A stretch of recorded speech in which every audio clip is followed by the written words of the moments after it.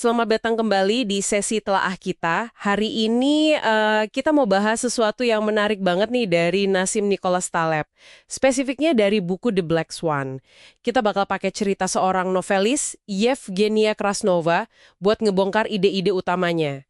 Jadi, misi kita hari ini ya, gimana caranya memahami peristiwa langka, tapi dampaknya gede banget, si angsa hitam ini. Ternyata kan hal-hal kayak gitu sering banget ngebentuk dunia kita. Tapi kita suka nggak sadar, atau malah salah paham setelah kejadian. Nah, Yevgenia ini bakal jadi contoh utama kita. Benar sekali. Dan lewat cerita dia, kita bakal sentuh beberapa konsep kunci. Kayak bedanya dunia ekstremistan sama mediokristan, terus ada juga jebakan narasi, sama pentingnya, bukti yang tersembunyi, silent evidence. Yang paling penting sih, gimana semua ini relevan buat Anda ya. Bukan cuma teori aja, tapi bisa bantu melihat dunia, peluang, risiko, dengan cara yang mungkin sedikit beda. Oke, menarik. Mari kita bedah kalau gitu. Mulai dari Yevgenia Krasnova ini ya. Siapa sih dia? Dia kan unik banget ya latarnya. Mantan ahli neuroscience, terus banting setir jadi novelis. Karyanya juga nggak biasa. Campuran riset, fiksi, ada komentar pribadi. Malah sengaja gitu, dialog asing nggak diterjemahin. Awalnya gimana? Ditolak sana-sini kan sama penerbit. Kedengarannya kayak, ya cerita perjuangan biasa aja gitu ya. Nah, disinilah letak perbedaannya. Justru profesinya dia sebagai penulis itu masuk ke kategori yang scalable. Ada di dunia yang Taleb sebut ekstremistan. Artinya apa? Artinya, satu aja kesuksesan besar, misalnya satu buku laku keras gitu ya, itu hasilnya bisa jauh melampaui pendapatan bertahun-tahun kerja keras sebelumnya. Beda banget sama profesi non-scalable, yang adanya di mediokristan. Contohnya apa? Ya kayak dokter gigi, atau mungkin konsultan, tukang roti. Di sana pendapatan lebih bisa ditebak. Ada batas atasnya lah. Kerja 2 kali lebih keras, ya mungkin dapat 2 kali lipat. Tapi nggak mungkin 1000 kali lipat kan? Angsa hitam, kejutan besar gitu, jarang banget mampir di mediokristan. Oke, paham. Jadi penulis itu potensinya bisa meledak nggak terduga ya. Terus apa yang terjadi sama Yevgenia ini? Kok dia bisa sukses? Tadi katanya kan awalnya cuma terbit mandiri online ya. Terus tiba-tiba ditemukan penerbit kecil. Langsung meledak gitu. Iya, kurang lebih begitu. Ini contoh klasik fenomena pemenang ambil semua. Winner take all.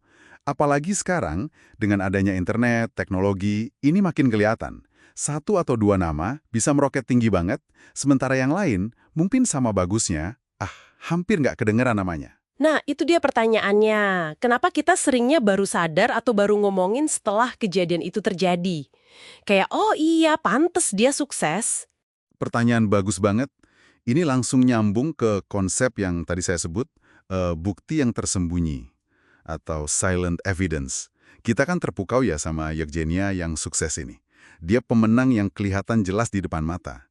Tapi, kita sama sekali nggak ngelihat, atau mungkin nggak mau lihat, ribuan penulis lain yang mungkin sama berbakatnya, sama uniknya, tapi naskahnya itu berakhir di mana? Ya di kuburan, entah itu laci meja, folder komputer yang terlupakan, mereka nggak ninggalin jejak kesuksesan. Jadi kita cenderung menilai satu bidang, misalnya dunia penulisan, hanya dari para pemenang yang kelihatan ini. Kita abai sama data kegagalan yang jumlahnya jauh lebih besar. Ini bias yang ya cukup berbahaya sebenarnya dalam cara kita memahami realitas. Jadi karena kita cuma fokus sama yang berhasil, cerita suksesnya jadi kelihatan, logis dan kayaknya udah pasti bakal gitu ya? Persis. Itu dia yang disebut Taleb sebagai kekeliruan naratif atau narrative fallacy. Jadi setelah Yevgenia sukses, kita gampang banget merangkai cerita. Oh ya jelas lah dia sukses. Novelnya unik terus kan ditemukannya online pas banget sama zaman sekarang. Padahal sebelum itu terjadi, ya nggak ada yang bisa prediksi. Bener gak? Kita ini secara psikologis punya kebutuhan untuk bikin cerita yang koheren, yang masuk akal tentang masa lalu. Biar kita merasa paham dan merasa bisa memprediksi.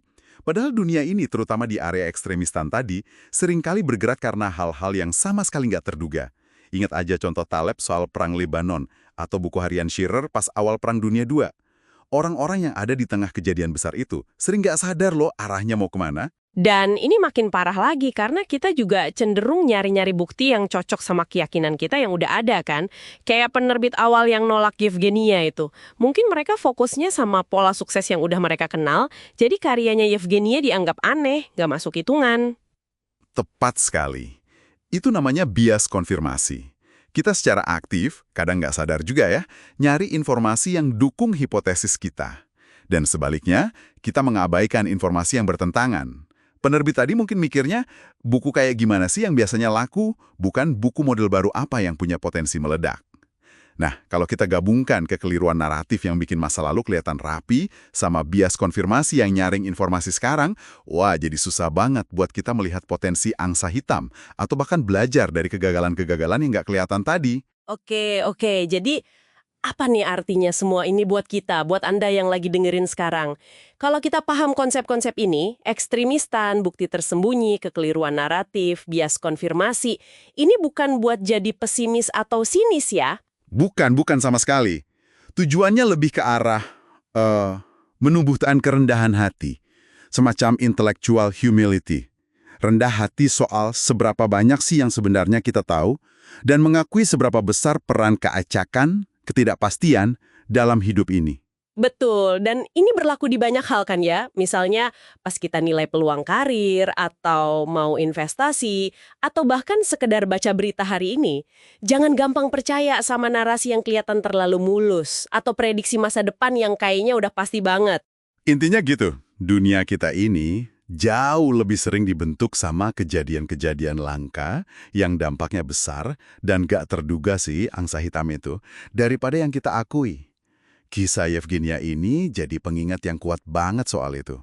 Sekaligus juga pengingat soal bias-bias di kepala kita sendiri, yang bikin kita sering nggak ngeh. Iya, sebuah kesadaran yang penting banget sih. Ini bukan berarti kita jadi pasrah, berhenti berusaha, atau berhenti bikin rencana ya. Tentu tidak. Lebih ke arah menyadari aja batas pengetahuan kita. Dan mengakui kalau ada ruang yang sangat besar untuk hal-hal yang di luar dugaan. Nah, bener banget. Dan mungkin ya, ini bisa jadi bahan refleksi juga buat Anda bawa pulang. Coba deh renungkan. Seberapa sering sih cerita yang Anda bangun soal kesuksesan atau kegagalan, entah itu cerita Anda sendiri atau orang lain, sebenarnya adalah konstruksi rapi yang dibuat setelah kejadiannya. Dan seberapa banyak faktor yang nggak kelihatan si bukti tersembunyi itu yang mungkin Anda abaikan dalam cerita tersebut. Terus, terkait dengan itu, pengetahuan mana sih yang sebetulnya lebih berharga? Yang udah Anda kumpulkan dan merasa udah paham, atau justru kesadaran akan luasnya hal yang belum Anda ketahui? Semacam anti-library dalam pikiran Anda itu.